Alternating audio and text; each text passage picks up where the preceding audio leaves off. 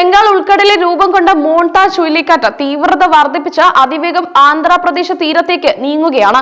നിലവിൽ മണിക്കൂർ 110 കിലോമീറ്റർ വരെ വേഗത പ്രാപിക്കുമെന്ന് പ്രവചിക്കപ്പെടുന്ന ഈ ചുഴലിക്കാറ്റ് നാളെയോടെ ആന്ധ്ര തീരം തൊടാൻ സാധ്യതയുള്ളതിനാൽ ഒഡീഷ, ആന്ധ്രാപ്രദേശ്, തമിഴ്നാട് എന്നീ സംസ്ഥാനങ്ങളിൽ കനത്ത ജാഗ്രത പുറപ്പെടുവിച്ചിട്ടുണ്ട്.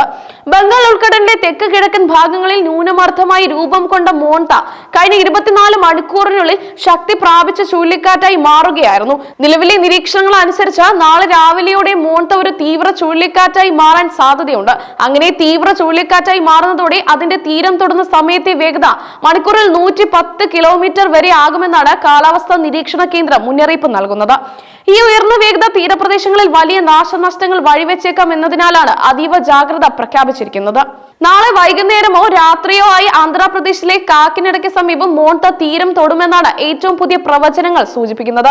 കാക്കിനഡയ്ക്കും സമീപ പ്രദേശങ്ങൾക്കും ഇടയിലുള്ള തീരമേഖലകളിൽ കാറ്റിന്റെ ശക്തി വളരെ കൂടുതലായിരിക്കും. അതിന്റെ ഫലമായി ഈ പ്രദേശങ്ങളിലെ താഴ്ന്ന തീരദേശ മേഖലകളിൽ കടൽക്ഷോഭവും ശക്തമായ തിരമാലകളും ഉണ്ടാകാൻ സാധ്യതയുണ്ട്. ചുഴലിക്കാറ്റ് കരയിലേക്ക് പ്രവേശിക്കുന്നതിന് മുന്നോടിയായി ഈ മേഖലകളിൽ കനത്ത മഴയും അതിശക്തമായ കാറ്റും അനുഭവപ്പെടാൻ സാധ്യതയുണ്ട്.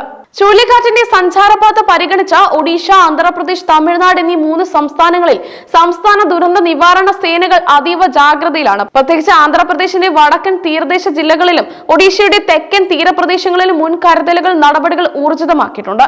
തമിഴ്നാടിന്റെ വടക്കൻ ജില്ലകളിലും തീരത്തോട് ചേർന്ന പ്രദേശങ്ങളിലും കനത്ത മഴയ്ക്ക് സാധ്യതയുള്ളതിനാൽ പ്രാദേശിക ഭരണകൂടങ്ങൾ സജ്ജരായിരിക്കാൻ നിർദ്ദേശം നൽകി. ദുരന്ത നിവാരണ സേനയുടെ ടീമുകൾ കാറ്റിന്റെ സ്വാധീനത്തിൽപ്പെടാൻ സാധ്യതയുള്ള തീരപ്രദേശങ്ങളിൽ നിലയുറപ്പിച്ചിട്ടുണ്ട്. തീരദേശ മേഖലകളിൽ താമസിക്കുന്നവരെയും മത്സ്യത്തൊഴിലാളികളെയും സുരക്ഷിത സ്ഥാനങ്ങളിലേക്ക് മാറ്റുന്ന ഒഴിപ്പിക്കൽ നടപടികൾ യുദ്ധകാലാടിസ്ഥാനത്തിൽ പുരോഗമിക്കുകയാണ്. താഴ്ന്ന പ്രദേശങ്ങളിലുള്ളവരെ സർക്കാർ ഒരുക്കിയ ദുരിതാശ്വാസ ക്യാമ്പുകളിലേക്കാണ് മാറ്റി പാർപ്പിക്കുന്നത്.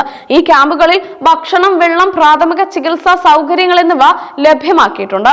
ചുഴലിക്കാറ്റ് മുന്നറിയിപ്പിന്റെ പശ്ചാത്തലത്തിൽ ബംഗാൾ ഉൾക്കടലിലെ മത്സ്യബന്ധനത്തിന് പൂർണ്ണമായും വിലക്ക് ഏർപ്പെടുത്തിയിരിക്കുകയാണ്. കടലിൽ പോയ എല്ലാ മത്സ്യത്തൊഴിലാളികളോടും ഉടൻ തന്നെ സുരക്ഷിത തുറമുഖങ്ങളിലേക്ക് മടങ്ങാൻ കോസ്റ്റ് ഗാർഡ്, മറൈൻ പോലീസ് എന്നിവ വഴി കർശന നിർദ്ദേശം നൽകിയിട്ടുണ്ട്. ചുഴലിക്കാറ്റ് കടന്നു പോകുന്ന അടുത്ത 2 ദിവസങ്ങളിൽ കടൽ പ്രക്ഷുബ്ധമാകാനും ഉയർന്ന തിരമാലകൾ രൂപപ്പെടാനും സാധ്യതയുണ്ട്.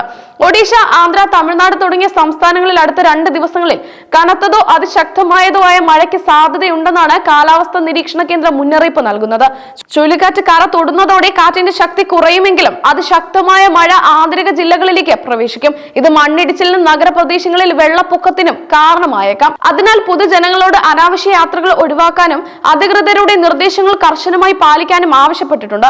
വിവിധ ജില്ലകളിലെ വൈദ്യുതി വിതരണ സംവിധാനങ്ങളിലും വാർത്താവിനിമയ ബന്ധങ്ങളിലും തടസ്സം ഉണ്ടാകാൻ സാധ്യതയുണ്ടെന്നും അധികൃതർ അറിയിച്ചു.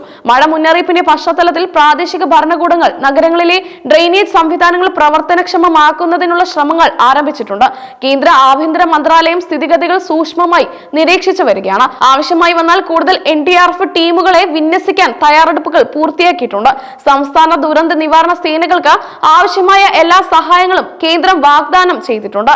മോൺത ചുഴലിക്കാറ്റ് ജനജീവിതത്തെ സാരമായി ബാധിക്കാൻ സാധ്യതയുണ്ടെങ്കിലും മുൻകരുതൽ നടപടികൾ ശക്തമാക്കിയതിലൂടെ നാശനഷ്ടങ്ങൾ കുറയ്ക്കാൻ കഴിയുമെന്നാണ് അധികൃതർ പ്രതീക്ഷിക്കുന്നത്.